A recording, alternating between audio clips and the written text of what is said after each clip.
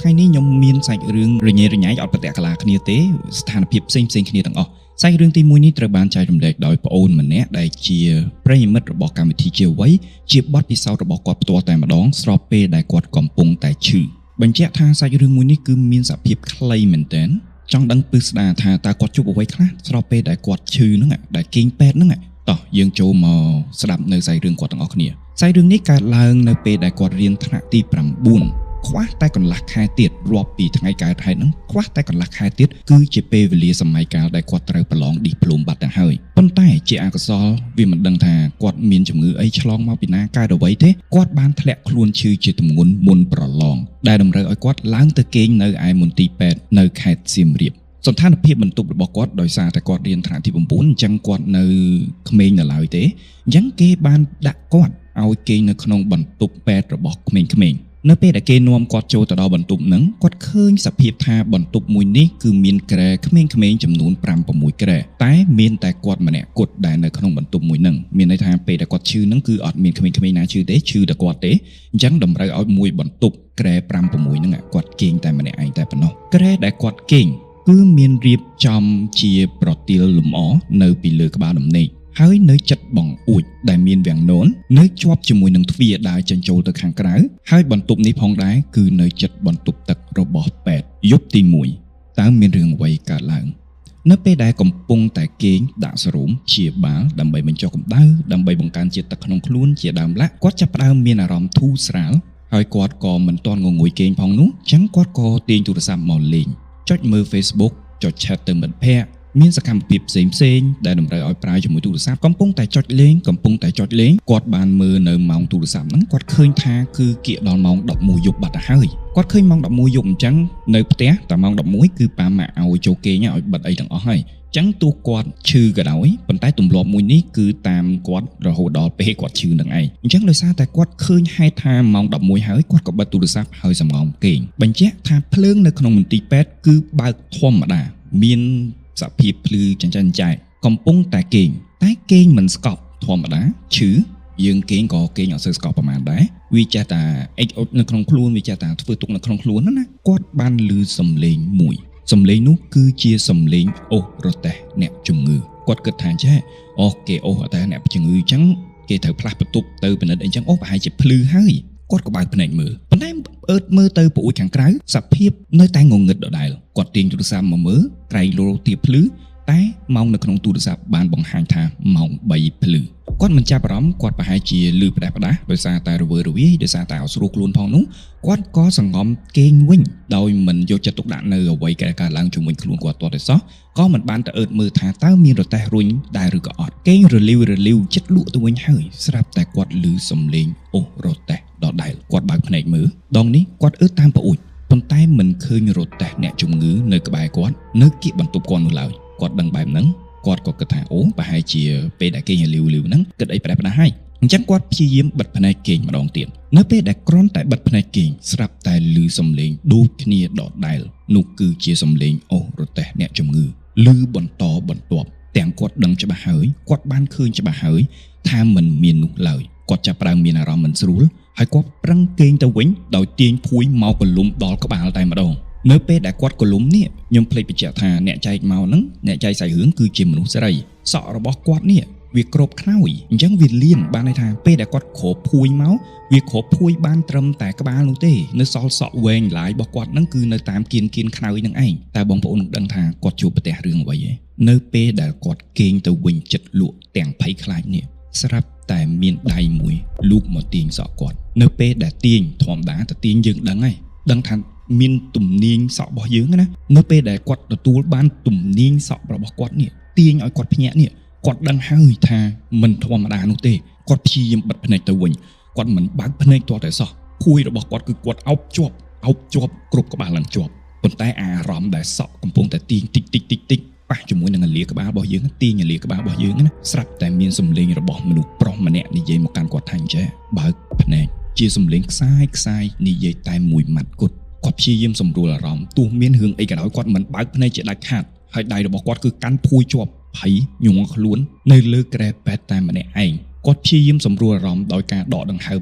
មួយសម្រួលផ្លូវដង្ហើមរបស់គាត់តាំងចិត្តថាចេះគាត់នឹងបើកមើលគាត់ចង់ដឹងថាតើបុគ្គលនឹងជាអ្នកណាបកខ្មោចឲ្យដឹងថាខ្មោចបងមនុស្សឲ្យដឹងថាមនុស្សនៅពេលហ្នឹងហើយដែលគាត់បើកភួយកធៈមកទៅហឹងតែម្ដងតែគាត់ស្រឡឹងមើលជុំវិញគឺមិនមានអ្វីទាល់តែសោះគាត់អឺតមើលក្រោមគ្រែមិនមានមនុស្សគាត់អឺតមើលទៅតាមប្អួយដើម្បីចេញក្រៅចង់ដឹងថានៅលើផ្លូវហ្នឹងផ្លូវដើរចេញចូលហ្នឹងជាគ្រូពេទ្យជាអីឲ្យច្បាស់ឲ្យប្រកបតែស្រមោលមនុស្សម្នាក់ក៏មិនឃើញដែរអ៊ូយព្រឺក្បាលខ្លាំងមែនទែនពេលហ្នឹងហើយគាត់ដឹងថាចំយៈខ្មោចលងហើយគាត់មិនបានគេងទៅវិញទេតែគាត់ទាញទូរស័ព្ទទេទៅមិត្តភ័ក្តិទេទៅបងប្អូនអ្នកណាក៏ដោយឲ្យតែពេលនឹងលើកទូរស័ព្ទគឺគាត់ទេទៅទាំងអស់ឲ្យគេកំដរនិយាយគាត់រហូតដល់ភ្លឺយប់ទី2បានចូលមកដល់នៅពេលដែលគាត់គេងលេងទូរស័ព្ទធម្មតាយោងទៅតាមបទពិសោធន៍ថ្ងៃទី1គាត់មិនទាន់ហ៊ានគេងទេ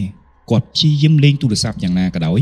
ឲ្យល្ងួយខ្លាំងទៅបិទទូរស័ព្ទទៅគឺគេងលក់តែម្ដងពេលនោះដែលភ្នែករបស់គាត់ទន់ខ្លាំងមែនទែនហើយនោះគាត់បានមើលម៉ោងនៅលើទូរស័ព្ទបានបង្ហាញថាម៉ោង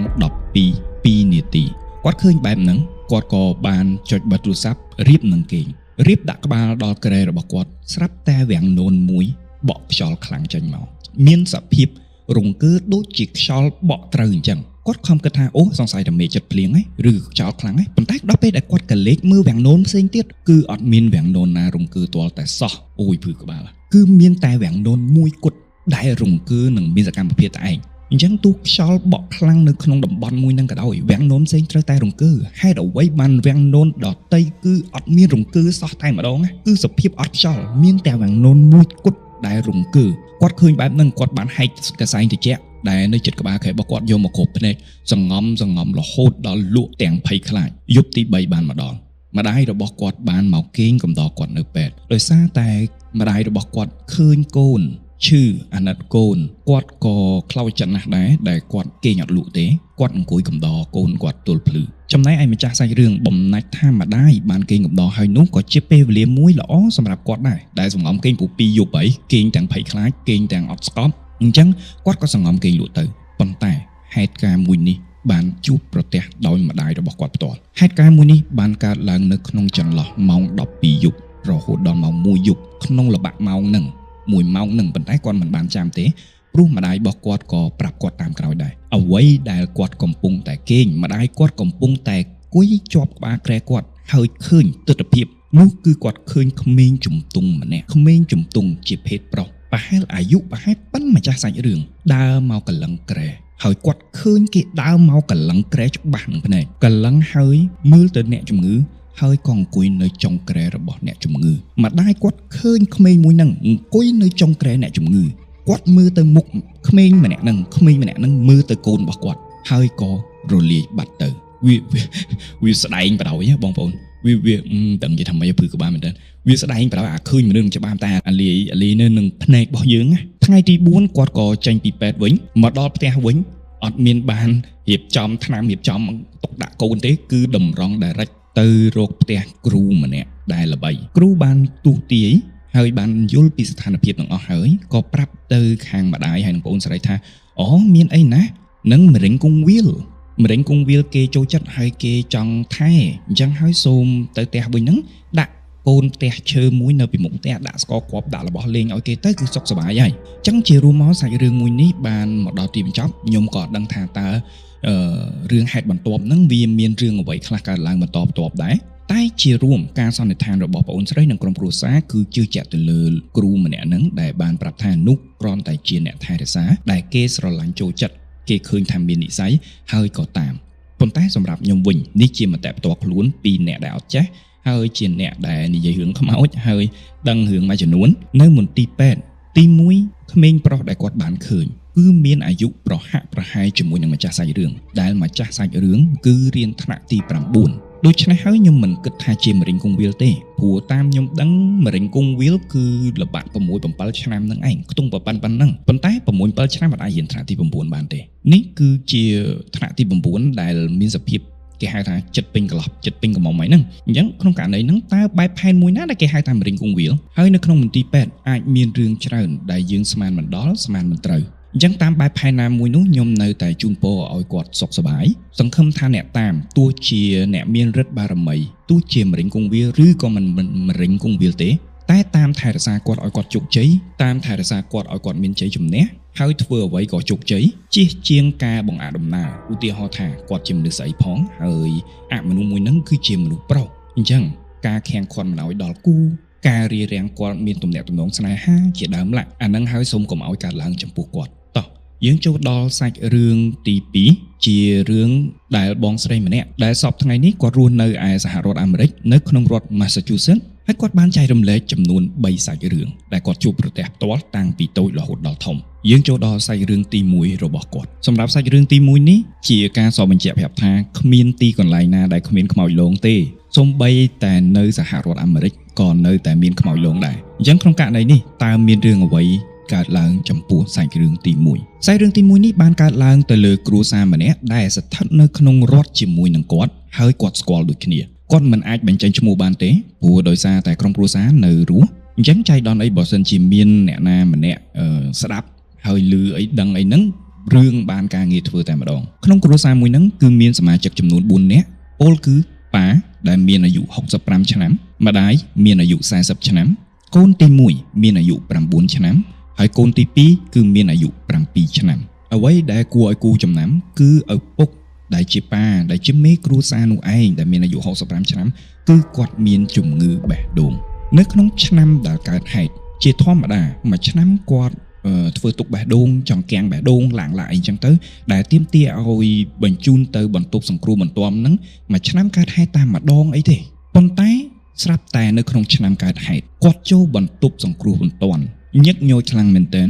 ដែលធ្លាក់មករហូតដល់3ខែម្ដង3ខែគឺធ្វើទុកម្ដង3ខែធ្វើទុកម្ដងរហូតដល់1អាទិត្យ2ដងអញ្ចឹងអាការៈនៃជំងឺគឺមានសភាពធ្ងន់ធ្ងរខ្លាំងមែនទែននៅពេលដែលប្រពន្ធរបស់គាត់បានឃើញប្តីរបស់គាត់ហ្នឹងចូលបន្ទប់ញឹកញយពេកប្រពន្ធរបស់គាត់ក៏ដាច់ចិត្តនិយាយជាមួយប្តីថាចេះបងណាឆ្នាំហ្នឹងបេះដូងបងធ្វើទុកខ្លាំងជាងមុនគាត់នឹងបារម្ភខ្លាំងណាស់បើសិនជាបងឯងមានរឿងអីហើយបងឯងជាជំហរនៃគ្រួសារទៀតចឹងបើសិនជាបងមានរឿងអីតើកូនយើងគិតមិនបើម្នាក់ទុំអាយុ9ឆ្នាំម្នាក់ទុំតែអាយុ7ឆ្នាំហ្នឹងតើពួកគាត់គិតមិនហើយអូនក៏អត់មានការងារធ្វើអូនក៏មានចំណូលដែរចឹងតើធ្វើមិនច្បាស់ជាវេទនាឯងបើអត់មានបងទៅប្តីក៏តបថាចេះកុំបារម្ភគាត់បានរៀបចំរួចអស់ហើយចឹងទោះមានរឿងអីក៏ដោយគឺពួកអូនឯងរស់ស្រួលហើយបញ្ជាក់ដែរថាគ្រួសារទាំងអស់ហ្នឹងគឺជាគ្រួសារខ្មែរហើយដឹងច្បាស់ហើយគ្រួសាររបស់ប្រជាជនយើងមិនថានៅទីកន្លែងណាទេឲ្យតែមានវ័យ40ឆ្នាំឡើងទៅ50ឆ្នាំហ្នឹងគឺមានសភាពមួយដូចគ្នាគឺនិយាយស្ដាប់ហេតុផលមិនបានទេគំនិតរបស់គាត់គឺគំនិតគេហៅថាអញនិយមណាប៉ះចំមនុស្សប្រុសទៀតគេហៅថាបុរសនិយមគាត់បានប្រាប់ថាចេះជំងឺរបស់គាត់កើតរាប់ឆ្នាំហើយវាមិនដែលអីផងរឿងអីវាអីតែពេលហ្នឹង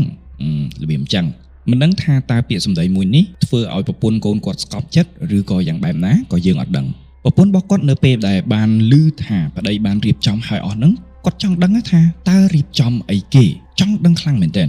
មើលទៅអ្វីដែលបងខ្ញុំទីអត់ខុសទេនោះគឺជាធានារ៉ាប់រងជីវិតរបស់គាត់ហើយគាត់មិនបានប្រាប់ទៅប្រពន្ធរបស់គាត់ទេថាគាត់បានទិញធានារ៉ាប់រងជីវិតដែលមានសំណងនៅក្នុងកម្រិតណាមួយយើងអត់ដឹងទាំងអស់គ្នាតែអ្វីដែលយើងដឹងច្បាស់គឺប្រពន្ធរបស់គាត់មិនបានដឹងថាប្តីរបស់គាត់មានរៀបចំអ្វីនោះឡើយជារឿយៗប្រពន្ធរបស់គាត់តែងតែល្អូដដែលរបៀបថាបងយើងគិតមិនទៅបងឯងមានរឿងអីប្តីក៏នៅតែធ្វើឲ្យថាអើយវាមិនអីទេបងរៀបចំហើយរបៀបថាគេហៅថាមាយាស្ត្រីដែលគាត់ព្យាយាមចាក់គុលជីកគុលធ្វើមិនឲ្យចេញមកថារៀបចំអីគេគាត់ចង់ដឹងចឹងហើយប្រពន្ធក៏នៅតែដដែលដែរថាអើយបងអើយមិនថាឈឺមិនទៅពួកខ្ញុំគិតមិនទៅហើយអត់ពីបងឯងទៅគ្រួសាររបៀបមិនទៅប្តីទ្រាំលែងបាននៅថ្ងៃមួយក៏ធ្លុយមកថាគាត់បានទិញធានារ៉ាប់រងជីវិតអញ្ចឹងបើសិនជាមិនទៅគឺកូនទាំងអស់គឺមានលុយចាយគ្រប់គ្រាន់រហូតដល់គាត់អាយុ18ឆ្នាំមកប្រពន្ធឮបែបហ្នឹងក៏បើកភ្នែករបៀបថាមានសង្ឃឹមហើយក៏លែងមានក្តីបារម្ភដែរតែចម្លែកត្រង់ចេះរាប់ចាប់តាំងពីពេលនោះមកជាការចៃដន្យតែជំងឺរបស់គាត់ធ្វើទុកឬក៏បែបណាយើងមិនដឹងចាំតាមដានបន្តទៀតថាមានរឿងអ្វីកើតឡើងតែរាប់ចាប់ពីគាត់ទម្លាយអាចកំបាំងដែលថាគាត់មានធានារ៉ាប់រងជីវិតមិនបានប៉ុន្មានប្តីក៏បាត់បង់ជីវិតបាត់ទៅវិញ្ញាណរបស់ប្តីរបស់គាត់ទោះធ្វើពិធីតាមបែបសាសនារបស់ខ្មែរបែបណាក៏ដោយវិញ្ញាណប្តីរបស់គាត់នៅតែវិលវល់នៅក្នុងផ្ទះនឹងនៅតែនៅជាមួយនឹងប្រពន្ធហើយនឹងកូនតែងតែឮសំឡេងរបស់របរតែងតែខុសទី មានអាការៈបង្ហាញអំពីសម្លេងស្អីមួយប្លែកដែលប្រពន្ធមួយកូនរបស់គាត់ទ្រាំរស់នៅក្នុងផ្ទះនឹងលែងបានណាក៏ដាច់ចិត្តថារើចេញពីផ្ទះនឹងតែម្ដងសុកចិត្តទៅជួលបន្ទប់នៅក្នុងផ្ទះរបស់គេវិញសួរថាតើជំរឿសនេះអាចផ្ដល់លទ្ធផលល្អដែរឬអត់ចម្លើយគឺលទ្ធផលនៅតែដដែលជារៀងរាល់យប់តែងតែឮសំឡេងចុចកណ្ដឹងនៅម៉ោងប្រហែល10យប់ចុចបែបផែនក៏រំខានណាវាមិនទីងតង់វាមិនអញ្ចឹងវាទីងតង់ចុចបែបផែនដែលបើកទ្វារឲ្យខ្ញុំឲ្យលឿនណាបែបផែនបែបហ្នឹងជារៀងរាល់យប់ឲ្យតែម៉ោង10យប់តែនៅពេលដែលម្នាក់រត់ទៅមើលបើកទ្វារទៅមើលគឺអត់មានមនុស្សទាល់តែសោះទ្រាំលែងបានគាត់គិតថាអញ្ចឹងប្រហែលអ្នកចិត្តខាងឬក៏ក្មេងៗអាកាំងណាប្រាំងណាលេងសើចចេះអញ្ចឹងក៏ដាច់ចិត្តប្តឹងទៅប៉ូលីសក៏មកដល់ប៉ូលីសក៏ទទួលពាក្យបណ្ដឹងហ្នឹងគេក៏ដាក់ប៉ូលីសមកស្គបមើលថាតើមានរឿងអីមិនក៏ចេះតែមានឮសំឡេងកណ្ដឹងអញ្ចឹង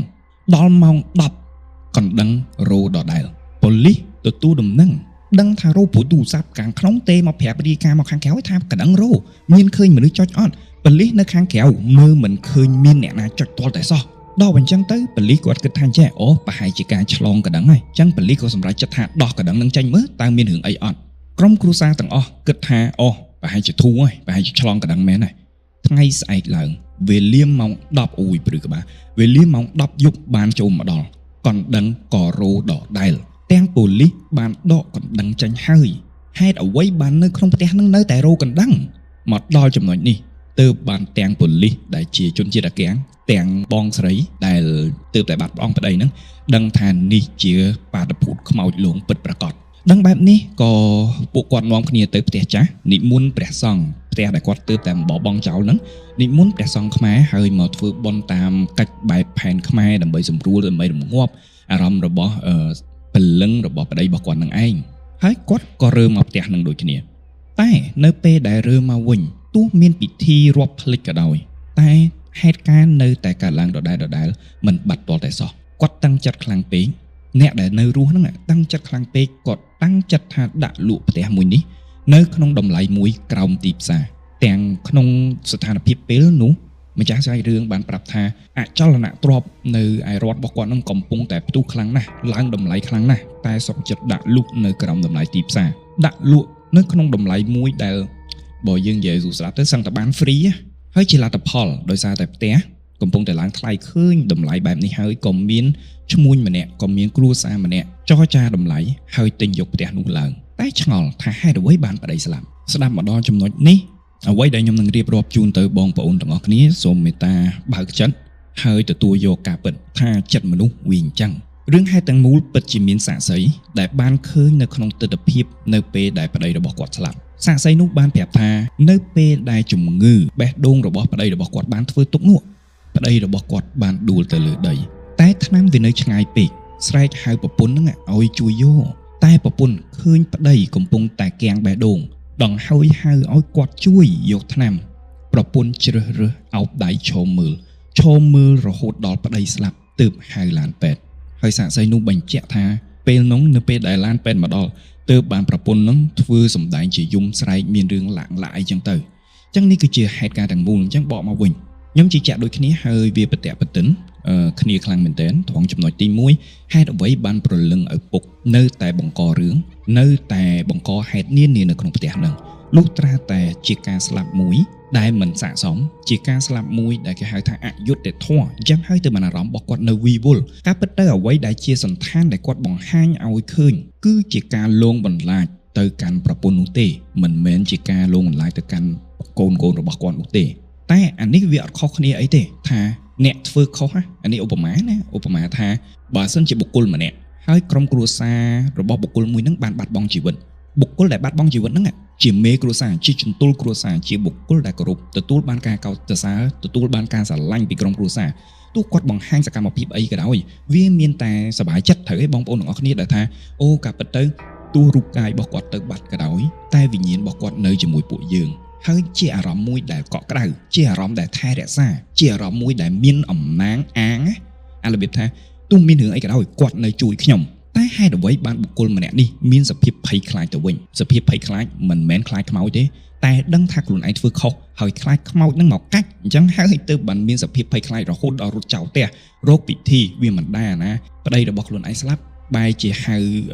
លោកមកបដិញ្ញពលឹងរបស់ប្តីរបស់ខ្លួនឯងវាអត់ស័ក្តិសមតទៅសោះអញ្ចឹងអ្វីដែលសាកសីបានបញ្ជាក់ហ្នឹងគឺវាស័ក្តិសមណាស់ហើយនៅក្នុងសហរដ្ឋអាមេរិកធ្វើអីក៏ដោយក៏មាន insurance ដែរធ្វើអ្វីក៏ដោយមានធានារ៉ាប់រងហើយធានារ៉ាប់រងជីវិតនេះហើយដែល policy របស់គេច្បាប់របស់គេហ្នឹងវាល្អជាងនៅស្រុកខ្មែរជាច្រើនអញ្ចឹងហើយទើបបានអាចឈានទៅដល់ថ្នាក់នឹងឯងហើយនេះក៏អាចបង្ហាញបានដែរថាតើចិត្តមនុស្សវាខូខើប៉ុណ្ណាអំណាចលុយអាចបិទបាំងភ្នែកអំណាចអត្ថប្រយោជន៍អំណាចថវិកាដែលតបស្នងហ្នឹងតើអាចធ្វើជំរុញឲ្យបុគ្គលម្នាក់ដែលដេកនៅជាប់យើងដេកខ្នើយជាមួយយើងជាប់យើងបង្កើតដល់កូនពីរនាក់ជាមួយគ្នាដាច់ចិត្តដល់ថ្នាក់នេះទោះជាយ៉ាងណាក៏ដោយខ្ញុំសង្ឃឹមថាបងប្អូនទាំងអស់គ្នាមិនមែនជាបុគ្គលមួយហ្នឹងបងប្អូនត្រូវចងចាំថា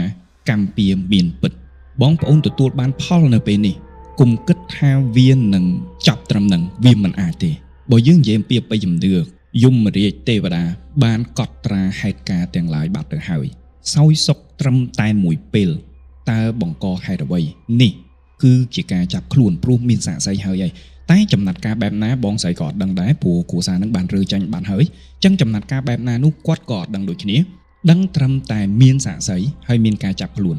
នេះគេហៅថាកម្មពៀមកតន់ហន់តែម្ដងអត់មានចាំជាតិក្រោយទេអញ្ចឹងទើបមិនថាទោះលុយដែលគេបានសាកសងវិញនោះឧបមាថា1លាន2លានដុល្លារ3លានដុល្លារតើចាយបានប្រហែលមិនស្រួលចាយមិនទាន់អស់ផងគេចាប់ដាក់គុកបាត់ហើយហ្នឹងអញ្ចឹងទោះជាយ៉ាងណាក៏ដោយខ្ញុំនៅតែលើកទឹកចិត្តឲ្យបងទាំងអស់គ្នាកុំប្រេយផ្សៃឲ្យសោះគេជាជីវិតមួយយើងជាជីវិតមួយធ្វើបន់ជាមួយគេអ្នកផ្សេងឬក៏បុគ្គលមួយនោះមិនបានតបស្នងបន់ជាមួយយើងតែគង់តែមានបុគ្គលណាម្នាក់នៅពេលដែលបងប្អូនទាល់ខ្លាំងនៅពេលដែលបងប្អូនជួបវិបត្តិខ្លាំងនៅពេលដែលបងប្អូនជួបគ្រោះថ្នាក់ជាទីបំផុត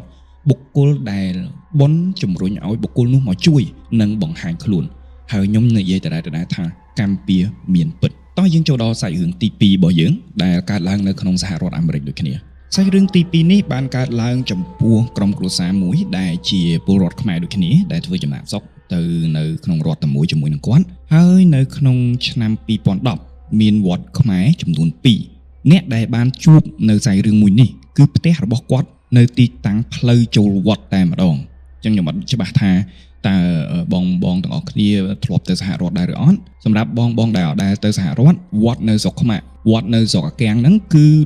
ដូចផ្ទះអញ្ចឹងរបៀបដូចឃ្លាំងដូចផ្ទះអញ្ចឹងណាអត់មានដបូសួចនិយាយទៅអត់ដូចនៅវត្តខ្មែរទេអត់ដូចទេគឺរបៀបផ្ទះហ្មងគ្រាន់តែគេស្នើសុំឬក៏គេចូលលួចគ្នាទិញអញ្ចឹងទៅនៅក្នុងតំបន់ហ្នឹងហើយគេកំណត់ថាកន្លែងហ្នឹងគឺជាវត្តតែប៉ុណ្្នឹងឯងមានដីមានទំហំដីមានអីអញ្ចឹងទៅ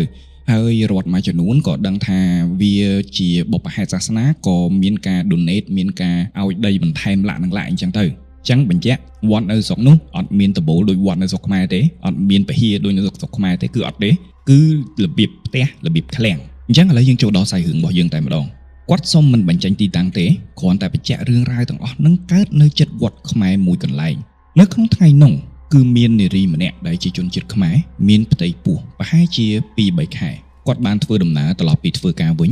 មកកាន់ផ្ទះរបស់គាត់ដោយបរនៅលើផ្លូវលឿនលឿនផ្លូវ highway ដែលផ្លូវ highway គេមិនមែនជីដូចយើងកុងទ័រ90 100ទេគឺកុងទ័រ110 150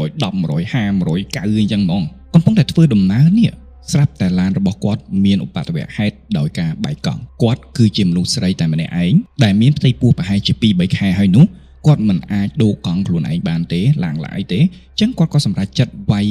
សញ្ញោដើម្បីអែបឡានហ្នឹងទៅគៀនផ្លូវ highway ហ្នឹងពេលនោះខ្ញុំមិនដឹងថាតើឆ្នាំណានោះទេតែគាត់បានបញ្ជាក់ប្រាប់ថានៅពេលហ្នឹង emergency line លេខសង្គ្រោះមិនទាន់នៅលើផ្លូវ highway មិនទាន់បានបង្កើតឡើងទេអញ្ចឹងហើយគាត់មិនមានជំរើសក្រៅអំពីអែបឡានហើយគាត់បានទាញទូរស័ព្ទដើរមកកាន់មុខឡានហើយក៏ទេទៅហៅប្តីរបស់គាត់កំពុងតែនិយាយមិនបាន 2-3 ម៉ាត់ផងស្រាប់តែមានឡានមួយទៀតមកបុកពីក្រោយគាត់មួយទំហឹងក្នុងល្បឿន110គីឡូម៉ែត្រក្នុង1ម៉ោងនៅពេលដែលបុកឡាននេះហើយគាត់ឈរចំពីមុខឡាននេះហើយដែលឡានហ្នឹងឡានរបស់គាត់ហ្នឹងបានជ្រុលមកបុកគាត់មួយទំហឹងធ្វើឲ្យគាត់ដួលផ្កាប់មុខស្ថានភាពបងប្អូនអាចសម័យខ្លួនឯងបានជាលទ្ធផលគឺគាត់ត្រូវបានបាត់បង់ជីវិតភ្លាមក្រោយពីការបាត់បង់ជីវិតតើមានការធ្វើបុណ្យតើមានការបែបណានោះក៏អត់មានអ្នកណាម្នាក់បានដឹងដែរ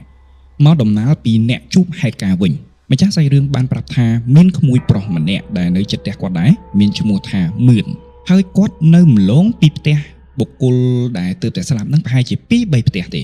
ជាទម្លាប់របស់បងមឿនហ្នឹង គាត់តែងតែចេញមកមុខផ្ទះប្រហែលជាម៉ោង5យប់អីចឹងណា5ភ្លឺអីចឹងណាព្រោះនៅស្រុកនោះតាមម៉ោង4អីគេងើបពីគេញ៉ាគេរៀបចំអីចឹងម៉ោង5គេចេញដំណើរហើយព្រោះពីមួយកន្លែងទៅមួយកន្លែងទៅការហ្នឹងវាអាចចូលដល់បើក highway 1ម៉ោងអីចឹងទៅដល់កន្លែងធ្វើការអញ្ចឹងជាទម្លាប់គាត់តែងតែមកជក់បរិយនៅមុខផ្ទះហើយបើប៉ះចំខែល្ងាទៀតខែធ្លាក់ព្រិលទៀតគឺគាត់តែងតែមកអង្គុយនៅក្នុងឡានដើម្បីជក់បរិយហើយក៏ជាទម្លាប់របស់គាត់ដែរនៅពីក្រោយឡានរបស់គាត់នៅកៅអីខាងក្រោយគឺតែងតែមាននំជានិច្ចព្រោះគាត់គឺជាអ្នកដែលចូលចិត្តញ៉ាំនំមានថ្ងៃមួយជាថ្ងៃធ្លាក់ព្រិលក្រោយពីការស្លាប់របស់នារីម្នាក់នឹងប្រហែលជាប្រហែលខែតែប៉ុណ្ណោះមួយខែពីរខែអញ្ចឹងណាអញ្ចឹងនៅពេលដែលគាត់កំពុងតែជក់បរិយនេះស្រាប់តែគាត់បានឃើញនារីម្នាក់ដើរសំដៅមកកាន់គាត់បានគោះកញ្ចក់គាត់ហើយសុំនំញ៉ាំបញ្ជាក់គាត់អត់មានបើកកញ្ចក់ឯណាគាត់សុំនំញ៉ាំគាត់គិតថាប្រហែលកញ្ចក់បន្តិចដើម្បីសួរថាតើចង់បានអីពិតប្រាកដគេក៏ច្អល់ថានំអីអញ្ចឹងទៅដោយមិនមានការនិយាយស្ដីអីច្រើនទេមើលស្ថានភាពមុខមាត់មិនមែនជាអ្នកស្អាតបានដូចជាប្រឡាក់ដូចជាអីគាត់គិតថាជាអ្នកសុំទានគាត់ក៏ប្រាប់ថាអត់អីទេយកម្នាក់ស្រីនោះអ៊ូយព្រឺក្បាលម្នាក់ស្រីនោះក៏លូកដៃចូលទៅយកនំគាត់ហើយក៏ដើរចេញទៅបាត់ពេលនោះហើយដែលគាត់ភ្ញាក់ខ្លួនថាចុំហើយយកមិនទៅគាត់អត់មានបានបើកកញ្ចក់ខាងក្រោយដើម្បីឲ្យបងស្រីមួយហ្នឹងយកនំផងហ្នឹងហើយធ្វើម៉េចដៃរបស់គាត់លូកចូលមកយកនំហ្នឹងបានដឹងតែត្រឹមប៉ុណ្្នឹងគាត់ក៏ចូលទៅក្នុងផ្ទះរត់ចូលទៅផ្ទះហើយគាត់បានប្រាប់អ្នកនៅក្នុងផ្ទះហ្នឹងពីហេតុការណ៍ទាំងអស់អ្នកនៅក្នុងផ្ទះសួរថាមើលប្រាប់ភិនភាកមើលតើភិនភាកហ្នឹងគឺរបៀបម៉េចគាត់ក៏បានប្រាប់ថាភិនភាកហ្នឹងគឺចេះចឹងអ្នកនៅក្នុងផ្ទះហ្នឹងក៏ប្រាប់ថាជុកខ្មោចហើយម្នាក់ស្រីហ្នឹងនៅម្លងផ្ទះយើងតែ 2-3 ផ្ទះទេហើយបានស្លាប់កាលប្រហែលខែមុននេះដោយសារតែគ្រោះថ្នាក់ចរាចរណ៍គឺជាបុគ្គលដែលមានផ្ទៃពោះនៅក្នុងពោះទៀតរាប់ចាប់តាំងពីពេលនោះមកគាត់ព្រឺក្បាលខ្ញាក់តែម្ដងដែលគាត់ស្បត់ថាគាត់ឈប់ហ្មងឈប់ជក់បរិយនៅមុខផ្ទះគាត់សុកចិត្តជិះឡានចេញតាំងពីយប់មកកន្លែងធ្វើការមុនម៉ោងដើម្បីអង្គុយមកជក់បរិយនៅកន្លែងធ្វើការវិញនេះគឺជាសាច់រឿងដែលបងមឿនបានជួបឥឡូវយើងដំណើរពីឪពុករបស់បងមឿនវិញតើគាត់បានជួបអីគេខ្លះនៅក្នុងផ្ទះរបស់បងមឿនមិនមែនមានតែបងមឿនហើយគ្រួសារគាត់ទេតែមានគ្រួសារមីងគាត់ដែលមានពូថ្លៃអីនៅជុំគ្នាដូចគ្នាដែលគ្រួសាររបស់បងមឿននៅជាន់ក្រោមហើយគ្រួសាររបស់មីងរបស់គាត់ពូរបស់គាត់ហ្នឹងគឺនៅជាន់លើជាទម្លាប់ប៉ារបស់បងមឿនហើយនឹងពូរបស់បងមឿនតែងតែងើបពីព្រលឹមប្រហែលជាម៉ោង5អីចឹងទៅមកឈរជក់បរិយនៅខាងក្រៅតែពីរនាក់ប្រុកប្រាជ្ញគ្នាពីនេះពីនោះបើប៉ះចំខែធ្លាក់ព្រិលទៀតដែលព្រិលកអីចឹងទៅពិបាកបឡានចេញប៉ារបស់គាត់និងពូរបស់គាត់នឹងតែងតែមកឈូសស្នូឈូសអាតកកនឹងចេញដើម្បីឲ្យអាផ្លូវបើកបរនឹងវាងាយស្រួលកុំឲ្យល្អិលកុំឲ្យអីចឹងមានថ្ងៃមួយប៉ារបស់គាត់ក៏ងើបពីព្រលឹមដែរប្រហែល4កន្លះ5អីចឹងគាត់ចុះព្រោះគាត់ភ្លេចអីវ៉ាន់សំខាន់នៅក្នុងឡាននៅពេលដែលគាត់ចុះមកគម្រោងរបស់គាត់គឺចូលទៅយកអីវ៉ាន់សំខាន់នៅក្នុងឡានហ្នឹងមកដាក់ក្នុងផ្ទះហើយចាំពូរបស់បងមឿនដើម្បីមកឈរជួបបរិយជុំគ្នាប៉ុន្តែនៅពេលដែលគាត់ចុះទៅយកអីវ៉ាន់នេះគាត់ស្រាប់តែឃើញពូរបស់បងមឿនកំពុងតែបង្ហុយបារីនៅពីមុខឡានហ្នឹងម្នាក់ឯងគាត់ឃើញបែបហ្នឹងគាត់ក៏ដើរសំដៅហើយក៏ស្រែកថាមកលួចជក់បារីតែម្នាក់ឯងផងនេះកុំតែអញចុះមកតន់នេះកុំអីជក់តែម្នាក់ឯងឲ្យសោយសុកតែម្នាក់ឯងនេះពូរបស់បងមឿនហ្នឹងបានបែរមករកគាត់ហើយក៏ញឹមដាក់គាត់អញ្ចឹងទៅហើយប៉ារបស់បងមឿនមិនបានយកអីវ៉ាន់នៅក្នុងឡាននៅឡើយទេក៏ទៅឈរក្បែរពូរបស់បងមឿនហ្នឹងហើយសុំថាមកឲ្យបារីម្ដងមកឯងចុះមកលឿនពេកថាយកអីវ៉ាន់នេះវាភ្លេចយកបារីមកពូរបស់បងមឿនឃើញបែបហ្នឹងក៏ហុចបារីមួយដើមឲ្យប៉ារបស់គាត់ពួកគាត់ជក់បដើនិយាយគ្នាបដើពីប្រុកប្រាជ្ញបានបន្តិចប៉ារបស់គាត់ក៏ដឹងថាចិត្តដល់ម៉ោងត្រូវចេញដំណើរហើយអញ្ចឹងប៉ារបស់គាត់ក៏ប្រាប់ថាឯងទៅយកអីវ៉ាន់ដាក់ចូលក្នុងផ្ទះសិនហើយក៏រៀបចំខ្លួនដើម្បីទៅធ្វើការពូរបស់បងមឿនងក់ក្បាលរបៀបថាឲ្យសញ្ញាអត់អីទេទៅប៉ារបស់បងមឿនបើកទ្វារឡានយកអីវ៉ាន់ហើយក៏តម្រង់ដើរចូលទៅក្នុងផ្ទះស្របពេលហ្នឹងហើយដែលពូរបស់បងមឿនពិតប្រាកដស្ទុះស្ទាបញ្ញាប់បញ្ញាល់រត់ចុះពីលើចដើវាក់ជាមួយនឹងប៉ារបស់បងមឿននេះហើយប៉ារបស់បងមឿនហ្នឹងក៏គាត់ភ្ញាក់មកទៅហឹងចុំអានេះទុំទៅចុះមកគាត់ថាហ្នឹងហើយបងអើយខ្ញុំភ្លេចខ្ញុំគេងជ្រុលខ្ញុំភ្លេចដាក់អាឡាម clock ខ្ញុំភ្លេចដាក់ម៉ោងរោឥឡូវហ្នឹងចង់ហួសម៉ោងឯនេះប៉ារបស់បងមឿនឮបែបហ្នឹងហើយគាត់ក៏ស្រែកថាចុំមិញវាទុំតែជក់បរិយជាមួយអញនៅខាងក្រៅហ្នឹងហើយចឹងបកហែងទុំចុះមកអាណាជក់បរិយមួយអញមិញមីងរបស់បងមឿនក៏ធ្លោយមាត់មកពីខាងលើថាមានស្អីទៀតមានតែខ្មោចនឹងឯងចឹងនេះគឺជាហេតុការណ៍ វាដូចជារឿងកំ pl ែងបន្តិចដែលគាត់បានជួបប្រទេសអានេះជាចំណុចមួយដែលខ្ញុំចាប់អារម្មណ៍ដែរថាចុំអ្នកដែលឈរជួបប្រទេសជាមួយប៉ារបស់10000ហ្នឹងជាណាគេនៅពេលដែលខ្ញុំអានសាច់រឿងមួយហ្នឹងណាក៏វាចម្លែកចិត្តដែរតែក៏មានករណីមួយចំនួននៅស្រុកខ្មែរហ្នឹងដែលបង្ហាញខ្លួនជាឪពុកឬក៏ជាម្ដាយឬក៏ជាសាច់ញាតិមកឈរបង្ហាញខ្លួនស្ដែងតែម្ដងដែលយើងអត់អាចរាប់បានថាជាពលឹងធំនោះទេតែអាចជាខ្មោចព្រាយណាមួយឬក៏អវិញ្ញាណណាមួយរាប់ថាគេគ្រាន់មកសោយសុកនៅកន្លែងហ្នឹងណាចឹងហើយទៅបានប៉ារបស់គាត់ឃើញគេមិនមានបំណងលងបន្លាចគេក៏មិនមានបំណងធ្វើឲ្យគាត់ខ្លាចដែរគ្រាន់តែជាលក្ខណៈថាការនៅរស់គេចូលចិត្តជក់បរិយអញ្ចឹងហើយប៉ារបស់បងមឿនឃើញពូមួយប៉ាគាត់ហ្នឹងចូលចិត្តជក់បរិយដែរវាត្រូវខ្សែគ្នាអញ្ចឹងថ្ងៃណាសាក់លេងម្ដងមើលអារបៀបអញ្ចឹងហ្នឹងឯងចឹងនេះគឺជាសាច់រឿងរបស់គាត់ឥឡូវយើងចូលដល់សាច់រឿងទី3ដែលគាត់បានចែករំលែកហើយរឿងហេតុមួយនេះគឺជារឿងហេតុដែលគាត់បានជួបប្រទះតាំងពីគាត់អាយុ12ឆ្នាំមកម្លេះរឿងហេតុនេះគឺស្ថិតនៅក្នុងជំនាន់ប៉ុលពតរបបប្រល័យពូជសាសន៍ខ្មែរក្រហមនឹងឯងគាត់ថាគាត់កាលជំនាន់ហ្នឹងគាត់បានត្រូវជំលះដោយកងពលទៅភូមិភាគពីយប់ជាតំបន់ទី5នៅក្នុងខេត្តបាត់ដំបងស្រុកប្រណិតព្រះភូមិដែលគាត់រស់នៅហ្នឹងគឺមានអូមួយហៅថាអូរន្ទះបាញ់មានថ្ងៃមួយគាត់និងមិត្តភ័ក្តិរបស់គាត់បានឆ្លងអូរន្ទះបាញ់ហ្នឹងទៅរកអស់ហើយនឹងដើមទាល់ដើម្បីធ្វើម្ហូបអញ្ចឹងខ្ញុំអត់ច្បាស់ថាដើមទាល់ហ្នឹងរៀងមិនទេព្រោះខ្ញុំអត់ដែលឮទៅតែឮនៅពេលដែលគាត់និយាយស្អីរឿងហ្នឹងដែរគាត់ថាគាត់ទៅរកអស់ហើយនឹងដើមទាល់ជាមួយមិត្តភ័ក្តិគាត់ដើម្បីធ្វើម្ហូបគាត់ខ្លួនឯងបានរកបានដើមទាល់មួយបាច់តែជាដើមតូចទេមិត្តភ័ក្តិរបស់គាត់កំពុងតែរកជាមួយគាត់ហ្នឹងបានឃើញបានកលេចមើលគៀកខ្លួនហើយឃើញសុទ្ធតែដើមទាល់ហើយជាដើមទាល់ដែលមានដើមធំទៀតល្មមមកធ្វើម្ហូបឆ្ងាញ់ណាគាត់ក៏ស្ទុះទៅបេះព្រោះខ្លាចម្ចាស់សាច់រឿងតដើមគាត់អញ្ចឹងគាត់ស្ទុះទៅមុនរបៀបក្មេងៗតដើមគ្នាអញឃើញមុនអញ្ចឹងអញយកហើយបងអញរបៀបអញ្ចឹងគាត់ឃើញមិត្តភ័ក្តិរបស់គាត់ស្ទុះទៅគាត់ក៏សើចថាភ័យម៉េះហ่าឯងមិនតដើមទេទៅបេះតែឯងទៅបេះយកប្រប៉ាណាបានយកប្រប៉ុណ្្នឹងទៅគាត់ក៏បន្តរវល់មកចងអស់របស់គាត់ហើយនឹងដើមទាល់ដែលគាត់រកបានកលេចមើលមិត្តភ័ក្តិរបស់គាត់ចាប់អារម្មណ៍ថាចេះកន្លែងដែលមិត្តភ័ក្តិរបស់គាត់ឃើញដើមផ្ទាល់ហ្នឹងគឺជាភ្នូខ្មោចដែលមុនសម័យប៉ុលពតទៀតដែលនៅលើភ្នូហ្នឹងគឺមានបន្លាដែលគេស្រះនៅពីលើហ្នឹងជាជាងឆ្កែព្រៃជាជាងសត្វស្អីមកកាយសាកសពស៊ីហ្នឹងគឺឃើញមានបន្លាបែបហ្នឹងគាត់ឃើញមិត្តភ័ក្តិរបស់គាត់ទៅកាត់បន្លាទៅបដាច់បន្លាអស់ហ្នឹងហើយជន់លើភ្នូគេដើម្បីទៅប្រមូលដើមទាល់ដែលគាត់ឃើញហ្នឹងគាត់ក៏មិនមាត់ក៏មិនស្ដីក៏មិនកអីដែរបេះរួចហើយថ្ងៃរៀងធ្លាក់ហើយក៏ប្រញាប់ចងហើយរៀបចំមកផ្ទះវិញពួកគាត់នឹងបានរៀបចំអីវ៉ាន់ដែលគាត់ប្រមូលបាននឹងមកដាក់លើក្បាលគ្រាន់តែបោះជើងដើរចេញដើមទាល់លើក្បាលរបស់មិត្តភ័ក្តិគាត់នឹងស្រាប់តែធ្លាក់ពីលើក្បាលតែម្ដងឃើញធ្លាក់បែបហ្នឹងគាត់លើកដាក់ក្បាលម្ដងទៀតបោះតែមួយជំហានធ្លាក់ពីលើក្បាលទៀតធ្លាក់អាលក្ខណៈដូចមានគេទះដើមទាល់នឹងឲ្យចេញពីក្បាលរបស់គាត់ណាបែបនេះ2-3 ដងមិត្តភ័ក្តិរបស់គាត់ក៏សម្រេចចិត្តថាបានហើយទុកដើមទាល់នៅហ្នឹងយកទៅអស់ទៅផ្ទះក៏បានដែរពេលនោះថ្ងៃក៏លិចបាត់ទៅជាផ្លូវមួយដែល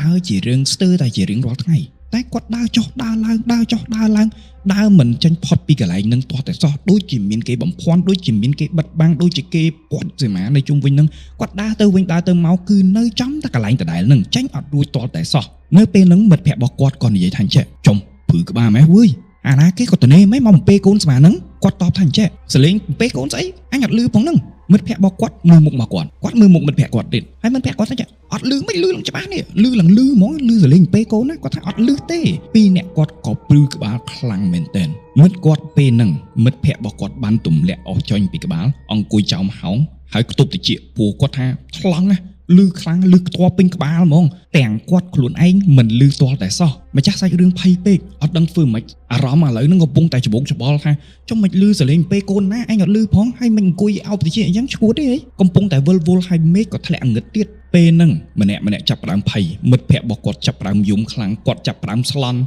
មានអ្វីមួយពេលនោះក៏ទាញអារម្មណ៍ឲ្យគាត់នឹកឃើញដល់លោកយាយខាងឪពុករបស់គាត់នោះដែលចែកឋានយូរហើយគាត់ទាំងញ័រដៃទាំងភ័យស្លន់ស្លោក៏លើកដៃបួងសួងថាលោកយាយអើយមកជួយកូនផងមួយម៉ាត់ប៉ុណ្ណឹងចាប់ត្រឹមពាក្យថាលោកយាយមកជួយកូនផងស្រាប់តែគាត់ងាកមើលទៅឃើញលោកពូម្នាក់កំពុងតែលីចប់ជីកអារបៀបទៅរកក្តាមណាតែមិនមែនជាអ្នកភូមិនឹងទេគាត់ស្រឡឹងមើលទេពូនេះមកពីណាមិនក៏លីចប់ជីកចឹងដូចមិនដែលឃើញមុខទេនៅពីណាពីណីហ្នឹងគាត់ឃើញបែបហ្នឹងគាត់ក៏ថាអើយមិនបាច់គិតច្រើនទេឥឡូវទាល់ហើយគាត់ក៏ស្រែកហៅថាពូអើយជួយពួកខ្ញុំផងចាំពួកខ្ញុំផងជួយជូនពួកខ្ញុំទៅផ្ទះផងពូម្នាក់នឹងអត់និយាយអ្វីទាល់តែសោះបែរមកកាន់គូគាត់ហើយងក់ក្បាលមិនបានដេញដោលថាពួកក្មេងៗឯងមកយប់ម៉េះនៅហ្នឹងអត់មានបានសួរអ្វីទាំងអស់ មានសកម្មភាពតែមួយគត់ងក់ក្បាលគាត់ដើរតាមលោកពូនឹងត្រឹមតែ5ទៅ7ជំហានតែប៉ុណ្ណោះគាត់បញ្ជាក់ច្បាស់ស្រាប់តែគាត់ឃើញផ្លូវចេញរាប់ពីពេលនោះមកពេលមកដល់ផ្ទះរៀងខ្លួនមិត្តភ័ក្តិរបស់គាត់បែរជាធ្លាក់ខ្លួនឈឺដេកញាក់ឈឺធ្ងន់អាលិបថាគេលងបាត់សក់រហូតដល់ម្ដាយរបស់គាត់ស្វែងរកអ្នកចេះឲ្យមកជួយមើលទើបដឹងថាប៉ះពាល់កន្លែងគេហើយគេខឹងអញ្ចឹងហើយដែលទាមទារឲ្យគាត់ចាំបាច់ត្រូវការសែនមន់ឆ្កាងឲ្យគេអញ្ចឹងនេះគឺជាសាច់រឿងរបស់គាត់ដែលគាត់ជួបតាំងពីគាត់អាយុ12ឆ្នាំហើយជាក់ស្ដែងកន្លែងភ្នៅខ្មោចបុរាណហ្នឹងជំនាន់ហ្នឹងនៅខេត្តបាត់ដំបងផងវាក៏ជាមានដើមឈើធំៗហើយសំលេងបំពេកូនដែលគាត់បានឮហ្នឹងមិនបាច់ខ្ញុំនិយាយក៏ដឹងថាជាអ្វីដែរណ៎បងប្អូនទាំងអស់គ្នាជាព្រាយបំពេកូនហើយគាត់បានទៅប៉ះពាល់ចៃដន្យប្រហែលជាភ្នូមួយនោះជាភ្នូរបស់ព្រាយមួយនឹងឯងអញ្ចឹងហើយទើបបានគេខឹងហើយគេបំភាំងបំភាន់តែបុណ្យកុសលរបស់គាត់ល្អដែលមានអ្នកជួយគាត់ហើយម្នាក់នោះគឺជាពូម្នាក់នោះឯងហើយខ្ញុំក៏ជឿជាក់ដែរថាពូម្នាក់ហ្នឹងមិនមែនជាមនុស្សទេក៏ប៉ុន្តែរឿងបែបអញ្ចឹងគឺមានច្រើនមែនទែនដែលខ្ញុំធ្លាប់ឮដែលរបៀបថាចូលដល់ព្រៃសូម្បីតែខ្ញុំចាំដូចជារឿងនៅក្នុងកម្មវិធីតុកភ្លឺ background ងឹតហ្នឹងហើយដែលបងម្នាក់ដែលគាត់ជាអ្នកនិពន្ធនោះគាត់បាននិយាយតាក់ទិនរឿងគាត់បញ្ញាប់ទៅសម្ដែងមិនមែនអ្នកនិពន្ធទេខាងលខោនខោលដែលគាត់កាត់ភ្នំកាត់អីដើម្បីទៅឲ្យទាន់ការសម្ដែងរបស់គាត់តែគាត់ជួបអ្នកណាខ្លះហើយជួបលោកតាជួបអីអញ្ចឹងសិតតែជាអ្នកថែរក្សានៅក្នុងព្រៃហ្នឹងដែលដឹងថាប្រហែលជាគាត់ប៉ះមាត់ប៉ះកកន្លែងណាគេប្រកាន់ហើយគេចាញ់មកជួយដើម្បីគិតថាអូកូនហ្នឹងឬក៏ក្មេងម្នាក់ហ្នឹងធ្វើបន់ល្អធ្វើតាមអំពើល្អទេវាមិនសមជួបរឿងអញ្ចឹងទេអញ្ចឹងគេចាញ់មកប្រោសមកអញ្ចឹងក្នុងករណីហ្នឹងក៏អាចទៅរួចដែរចឹងសង្ឃឹមថាសាច់រឿងទាំងបាននេះបានកំដរអារម្មណ៍បងទាំងអស់គ្នាឥឡូវនេះយើងចូលដល់សាច់រឿងចុងក្រោយគេជាសាច់រឿងកូនពៅនៅក្នុងកម្មវិធីជាអ្វីអេពីសូតថ្មីមួយនេះហើយសាច់រឿងមួយនេះត្រូវចែករំលែកដោយប្អូនប្រុសម្នាក់ដែលរឿងហេតុនេះបានកើតឡើងនៅក្នុងឆ្នាំ2023សាច់រឿងមួយនេះផ្ទាល់សម្រាប់ខ្ញុំវាប្លែកហើយខ្ញុំក៏ដឹងថាមានបងប្អូនផងអ្នកដែលជួបប្រទះសាច់រឿងស្រៀងគ្នានឹងដែរបើសិនជាជួបប្រទះក៏សូមចែករំលែកសាច់រឿងរបស់បងទាំងអស់គ្នាមកកាន់ page កម្មវិធីជាអ្វីតាមរយៈ Facebook page ជាសំឡេងក្តីជាការទៅសេអសរក្តីវិធីណាក៏ដោយឲ្យតែស្រួលសម្រាប់បងទាំងអស់គ្នារឿងហេតុមួយនេះកាលនៅក្នុងឆ្នាំ2023ប្អូនប្រុសគឺស្ថិតនៅក្នុងថ្នាក់ទី12ពេលនោះគឺប្អូនប្រុសគឺជាបុគ្គលម្នាក់ដែលគេហៅថាគាត់ប្រកាសខ្លួនឯងណាគាត់ថាគាត់ជាក្មេងទំនើងរបៀបដើរលេងមានបពួកវាយគ្នាអីឡាក់អញ្ចឹងតែអាហ្នឹងយល់ហើយនិយមនៃក្មេងទំនើងបើយើងបកមកពីសន្តានផ្ទះរបស់គាត់វិញសន្តានផ្ទះរបស់គាត់គឺមានដីធំមែនទែនដែល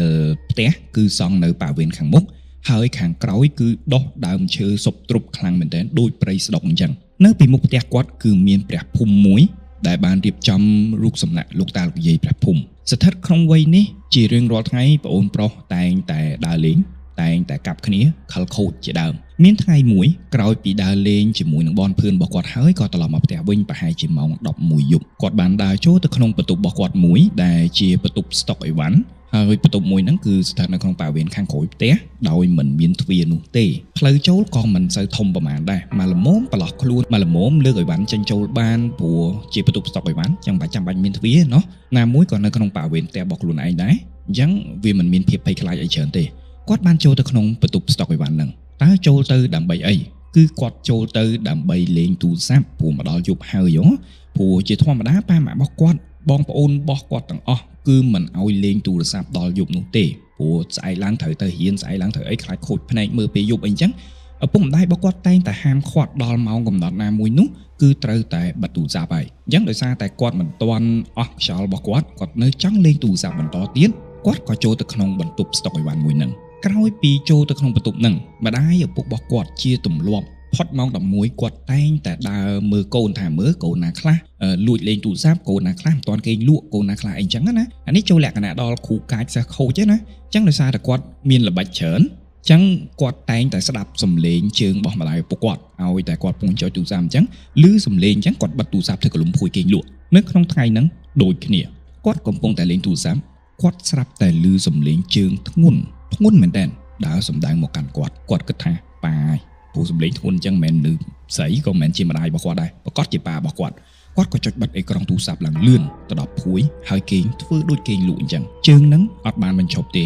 ដើរកាន់តែគៀកគាត់ទៅចូលមកកាន់តែចិត្តគាត់ស្រាប់តែមានអារម្មណ៍មួយខុសប្លែកគឺជាអារម្មណ៍ព្រឺឆ្អឹងខ្នងខ្លាំងមែនទែនហេតុអ្វីទើបបានគេហៅថា ทำតែសម្លេងជើងអាចធ្វើឲ្យយើងព្រឺឆ្អឹងខ្នងបានណាអញ្ចឹងគាត់ក៏បើកភ្នែកព្រឹមដូចទៅមើលថាជើងនឹងគឺជាជើងរបស់អ្នកណាគេអ្វីដែលគាត់ឃើញអួយព្រឺមិនមែនជាឪពុកក៏មិនមែនជាម្ដាយតែជាសម្មោលមនុស្សស្រីម្នាក់ដែលដើរមកកាន់គាត់ដើរមកដល់កន្លែងគាត់គេងស្រាប់តែអោនចុះមកចិត្តគាត់ជាសម្មោលខ្មៅមិនឃើញមុខមិនឃើញមាត់តតែសោះគ្រាន់តែដឹងថាជាមនុស្សស្រីហើយក៏ទាញដៃអង្អែលក្បាលគាត់ហើយក៏ខ្សឹបប្រាប់គាត់ថាចេះឈប់ខូចទៀតណាប្រឹងរៀនធ្វើជាមនុស្សល្អកុំដើរលេងច្រើនទៀតអួយព្រឺក្បាលមែនទែនជាសំឡេងខ្សៅមុខចិត្តតិចគាត់តែមុតចូលតិចគាត់តែម្ដងគាត់បាសរូមអាលវាខ្សឹបដាក់តិចហាសលេងខ្សៅអញ្ចឹងទៀតគាត់បាសរូមជ្រើងគាត់អត់ហ៊ានបើកភ្នែកគាត់ខំប្រឹងបិទភ្នែកហើយបានត្រឹមតែងក់ក្បាលណាអានេះលើថាប៉ះចំសំឡេងអញ្ចឹងហើយគាត់បែរជាភ្លេចខ្លួនណាក្រោយមកទៀតប្រហែលជាកន្លះខែប៉ាម៉ាក់របស់គាត់ក៏ទទួលបានទូរស័ព្ទមួយពីខាងសាលាហើយអ្នកដែលទេមកហ្នឹងគឺជានាយកសាលាដែលហៅឪពុកម្ដាយគាត់ទៅជួបព្រោះគាត់អាសាកិច្ចសាលាគាត់មានបនភឿនគាត់ជាក្មេងទំនើងនាយកសាលាហៅដើម្បីរាយការណ៍ហើយក៏ឲ្យឪពុកម្ដាយរបស់គាត់ហ្នឹងជួយបដៅគាត់ផងនៅផ្ទះនិយាយចឹងទៅនៅយប់នោះដែរចៃដន្យប៉ាម៉ាក់របស់គាត់ចេញពីសាលាហើយក៏ត្រូវទៅញ៉ាំការគេអត់តម្រង់មកផ្ទះទេរហូតដល់ម៉ោង 9-10 យប់គាត់ក៏ដឹងដែរថាប៉ាម៉ាក់គាត់ទៅញ៉ាំការគេថ្ងៃហ្នឹងចឹងនេះគឺជាឱកាសល្អរបស់គាត់ទៀតហើយសម្រាប់ដើរលេងយប់ដោយមិនបាច់ចាំបាច់លួចលាក់គឺដើរដោយបើកចំហតែម្ដងប៉ាម៉ាក់គាត់តែងតែមានទម្លាប់មួយដែលថាពេលដែលគាត់ចេញពីផ្ទះគាត់តែងតែទុកសោផ្ទះនៅក្រោមកន្លែងសម្ងាត់មួយតែកូនទាំងអស់សិតតែដឹងចឹងឲ្យតែមកដល់ផ្ទះអត់ឃើញគាត់ហើយឃើញលបងចាក់ទៅរកកន្លែងសម្ងាត់ហ្នឹងទៅគឺឃើញសោចូលទេហើយជាទម្លាប់បើសិនជាឪពុកម្ដាយរបស់គាត់នៅផ្ទះសម្រាប់ម្ដាយគាត់តែម្ដងគាត់តែងតែឈរចាំផ្លូវកូនមិនថាកូនម្នាក់ណាទេលុះត្រាតែកូនទាំងអស់ចូលដល់ផ្ទះទើបបានគាត់បិទទ្វារលបងហើយគាត់ចូលសម្រាមដែរបើមិនចឹងទេគឺគាត់ឈរចាំនេះគឺជាទឹកចិត្តជាម្ដាយតែនៅយប់ហ្នឹងគាត់មើលម៉ោងឃើញថារៀងរសៀលបនភឿនរបស់គាត់ក៏អត់មានទៅណាទៅណីអត់មានគម្រោងអីទេគាត់ក៏ជិះមកផ្ទះវិញបញ្ជាក់គឺមេឃអត់មានថ្ងៃទៀតទេល្ងិតស្លុបតែម្ដងចឹងជិះប្រហែលជា30-50 ម៉ែត្រគាត់បានឃើញលោកយាយម្នាក់ស្លៀកក្បិនអាវបុរាណជំនាន់គឺហួសសម័យលង្វែកទៀតមើលទៅពីចម្ងាយគឺឃើញព្រាលស្មានតែម្ដាយរបស់គាត់ស្មានតែជាម្ដាយប៉ុន្តែគាត់បន្តបមកដោយអត់មានគិតអីច្រើនទេមកដល់ទ្វាររបងធំស្រមោលមួយនឹងព្រាលមួយនឹងស្រាប់តែបាត់ស្រមោលឈឹងតែម្ដងគាត់ឆ្ងល់ថាចេះអីម៉ាក់មិញឈរនៅនឹងសោះហើយទៅណាក៏លឿនម៉េះគាត់ខំសផ្លេផងអីផងដើម្បីឲ្យសញ្ញាទៅម្ដាយរបស់គាត់ឲ្យគាត់ឃើញមិញនោះគាត់ថាគាត់មកដល់ផ្ទះហើយជួយបើកទ្វារឲ្យគាត់ផងនៅពេលហ្នឹងទើបមិនគាត់ដឹងខ្លួនថាអីប៉ាម៉ាក់អញប្រាប់ថាគាត់ទៅញ៉ាំការតាគាត់មិនទាន់មកដល់ណាតយប់ជ្រៅទើបគាត់មកដល់វិញពេលដែលដឹងខ្លួនបែបហ្នឹងគាត់ចាប់ផ្ដើមព្រឺក្នុងខ្លួនខ្លាំងមែនទែនតែគាត់ខំតាំងចិត្តយកសោដើម្បីបើកទ្វារអូសម៉ូតូចូលធម្មតារឿងហេតុទី2ត្រូវបានបញ្ចប់ត្រឹមប៉ុណ្ណឹងនៅក្នុងឆ្នាំដដែលគាត់បានធ្លាក់បាក់ឌុបដែលគាត់ត្រូវចាំបាច់រៀនសងម្ដងទៀតនៅក្នុងឆ្នាំហ្នឹងគាត់ខូចខ្លាំងជាងឆ្នាំមុនទៀតអានេះគុណណាខូចគុណហ្មងគិតត្រឹមពាក់កណ្ដាលឆ្នាំ2023មិនដឹងថាហេតុអីសុកគាត់ស្រាប់តែធ្លាក់ខ្លួនឈឺធ្ងន់ដោយមិនដឹងមូលហេតុគាត់ដាក់សេរ៉ូមប្រហែលថ្ងៃហើយនៅតែអត់ធូរស្បើយសោះបងប្រុសបងស្រីរបស់គាត់ដែលបានជំលៀសមកធ្វើការនៅទីក្រុងភ្នំពេញដែលតាំងទីលំនៅឋានថ្មីមកដល់ទីក្រុងភ្នំពេញនេះឮដំណឹងថាប្អូនឈឺបែបហ្នឹងម្នាក់ក៏រូបរស់ឡើងទៅខេត្តដែលជាផ្ទះសម្បែងរបស់ខ្លួនដើម្បីមើលប្អូនសន្តានភាពជំងឺរបស់គាត់គឺគាត់បាក់មួយទំហឹងហាមាត់មិនចង់រួចគាត់ងើបពីក្រែអត់រួចទាល់តែសោះមិនមានស្មារតីរវើរវាយមិនដឹងថាគាត់ឈឺអីឲ្យពិតប្រាកដបានត្រឹមតែហើបមាត់តិចស្ទើរតែមិនចង់រួចផងមិនមានកម្លាំងមហិសោះនៅក្នុងខ្លួនល្ងាចឡើងប្រហែលជាម៉ោង 6 កន្លះយប់នៅពេលដែលបងប្អូនទាំងអស់មកជុំគ្នាហើយមើលគាត់ហើយនៅក្នុងថ្ងៃហ្នឹងប្រហែលជាម៉ោង 6 កន្លះយប់បងប្អូនរបស់គាត់បានទៅផ្សារជាមួយម្ដាយហើយដើម្បីថាធ្វើគោកិច្ចណាធ្វើគោឡើងភ្នំអីមកញ៉ាំអីចឹងទៅក៏ដល់ប្អូនក៏ដល់អីចឹងទៅហើយបងស្រីគាត់គឺញ៉ាំលឿនមែនតើព្រោះញ៉ាំឲ្យលឿនដើម្បីអត់មានអាគេនៅមើលប្អូនទេម្នាក់ចេញមកញ៉ាំអស់ហើយអញ្ចឹងនៅពេលដែលញ៉ាំលឿនទៅងាយស្រួលទៅមើលសុខទុក្ខប្អូនប្រុសរបស់គាត់វិញក្នុងអំឡុងពេលដែលបងស្រីនិងក្រុមគ្រួសារកំពុងតែញ៉ាំអីពេលនោះប្អូនប្រុសគឺនៅលើក្រែតែម្នាក់ឯងមិនមានអ្នកណានៅគៀកហើយគាត់បានបើកភ្នែកដោយកម្លាំងព្រឹមទាំងស្មារតីរបស់គាត់មិនទាន់ស្រួលបួននៅឡើយទេពេលនោះគាត់បានឃើញលោកយាយម្នាក់សារជាថ្មីជាលោកយាយដដែលមុខឈរនៅចំពីមុខគាត់តែម្ដងស្លៀកពាក់ដូច កាលគាត់ឃើញកាលឪពុកម្ដាយរបស់គាត់ទៅញ៉ាំការណាហើយឈរនៅមុខផ្ទះរូបភាពតែមួយស្ថានភាពតែមួយខោអាវតែមួយដងនេះមកឈរចំពីមុខគាត់តែម្ដងអ៊ុយភឺក្បាលពេលហ្នឹងហើយគាត់ប្រឹងលើកដៃបក់ទាំងដៃរបស់គាត់នេះជាប់សរោមហើយនិយាយខ្សៅទៅកាន់លោកយាយនឹងថាចេះលោកយាយអើយជួយកូនចៅផងចៅទៅលេងរួចហើយគាត់ទន្ទិញពាក្យនឹងដដែលលោកយាយអើយជួយចៅផងលោកយាយអើយជួយចៅផងលោកយាយអើយជួយចៅផងទាំងគាត់ខ្លួនឯងអត់ដឹងថាលោកយាយនឹងជាណាគេប៉ុន្តែខណៈពេលហ្នឹងមិនដឹងថាហេតុអីគាត់និយាយទាំងទំនុកចិត្តនិយាយដូចស្គាល់គ្នាពីកាលអញ្ចឹងណាគាត់នៅនិយាយពាក្យដដែលថាលោកយាយអើយជួយចៅផងចៅទៅលេងរួចហើយបងស្រីរបស់គាត់ចៃដនបើកទ្វារចូលមកឃើញប្អូននិយាយតែម្នាក់ឯងខ្សៅក៏ប្រាប់ប្អូនថាអូនឯងកើតអីអូនឯងនិយាយអីហ្នឹងកុំធ្វើអញ្ចឹងបងខ្លាចអូនគាត់និយាយដដែលប្រហែលជា5នាទីអញ្ចឹងស្ថិតនៅក្នុងស្ថានភាពហ្នឹងគឺគាត់គិតតែពីនិយាយតាំងពីមិនទាន់មានបងគាត់ចូលមកលោកយាយជួយខ្ញុំផងហើយបងរបស់គាត់បានបើកទ្វារចូលមកឃើញប្អូននិយាយដដែលហើយបងរបស់គាត់ព្យាយាមប្រាប់ថានិយាយជាមួយណាគេហើយប្អូនរបស់គាត់នេះនៅតែបន្តនិយាយថាលោកយាយជួយគាត់ផងស្ថានភាពមួយហ្នឹងបងប្អូនគាត់និយាយរហូតដល់អស់ខ្យល់ហើយក៏ស្លាប់បាត់ស្មារតីទាំងស្រុងតែម្ដងតែរាប់ចាប់ពីស្ថានភាពមួយហ្នឹងរឿងអច្ឆរិយៈក៏បានកើតឡើងនៅពេលដែលគាត់ស្លាប់ព្រឹកឡើងគាត់ដឹងខ្លួនវិញគាត់ថាអញ្ចឹងបងហើយខ្ញុំអត់ដឹងប្រាប់ណាគេឲ្យជឿគួរអីពីយប់មិញខ្ញុំចង់ងាប់ចង់រស់ហើយហ្នឹងខ្ញុំលើកដៃអត់រួចផងហ្នឹងព្រឹកឡើងពេលដែលគាត់ដឹងខ្លួនណាគឺកម្លាំងពេញហើយគាត់លោតហក់បានណាដែលអត់មានណាគេជឿគេសង្ស័យថាគាត់ខ្មោចចូលទៀតណាពីមនុស្សម្នាក់ដែលដេកស្ដុកស្ដឹងរាប់ថ្ងៃរាប់អាទិត្យទៅហើយហាមាត់មិនចង់រួចញ៉ាំទាំងពិបាកទំពាមិនចង់បានលើកដៃមិនចង់រួចហេតុអ្វីត្រឹមតែមួយយប់តែប៉ុណ្ណោះស្រាប់តែមានកម្លាំងដូចគេបញ្ចូលធម្មពលចូលទៅក្នុងខ្លួនអញ្ចឹងណាត្រឹមតែមួយយប់តែប៉ុណ្ណោះឃើញស្ថានភាពរបស់ប្អូនប្រុសក្រុមគ្រួសារក៏សួរគាត់ថាចេះមើលប្រាប់មើលថាម៉េចហើយបងស្រីរបស់គាត់ក៏លូកមកថាយប់មិញនិយាយជាមួយណាគេនិយាយខ្សៅអីអញ្ចឹងមុនស្លាប់អីអញ្ចឹងណាគាត់នៅចងចាំហើយគាត់ក៏បានប្រាប់ទៅក្រុមគ្រួសារថាពេលនោះគាត់ឃើញមិនឃើញស្អីគេឃើញលោកយាយម្នាក់លាក់នឹងលាក់អីអញ្ចឹងទៅដែលគាត់មិនមែនឃើញលើកទី1ទេគាត់ឃើញប្រមាណដងហើយដងនោះគាត់បានខូចហើយមានសលេងលោកយាយមកខ្សឹបដាក់ជាអីគាត់រៀបរាប់ទាំងអស់ម្ដាយគាត់ដូចជាដឹងថាតើលោកយាយនោះជាអ្នកណាគេពេលនោះម្ដាយរបស់គាត់ក៏បានប្រាប់ថាតើអុជធូបកន្លែងប្រភូមិទៅលោកយាយប្រភូមិហ្នឹងឯងអ្នកថែសារកូនឯងនោះព្រោះអីនៅក្នុងផ្ទះនេះលោកយាយប្រភូមិគឺមានពភាកខ្លាំងមែនទែនហើយម៉ាក់ក៏ធ្លាប់ឃើញដែរភិនភាកហ្នឹងគឺលោកយាយប្រភូមិហើយបានទទួលដំណឹងត្រឹមតែប៉ុណ្្នឹងគាត់ក៏ដើរតម្រង់ទៅរកធូបហើយអុជនៅពេលដែលគាត់ឈរនៅមុខប្រភូមិក្បាលរបស់គាត់គឺព្រឺខ្លាំងមែនទែនហើយមានអារម្មណ៍ថាសភាពក្បាលរបស់គាត់អាព្រឺលក្ខណៈហីកក្បាល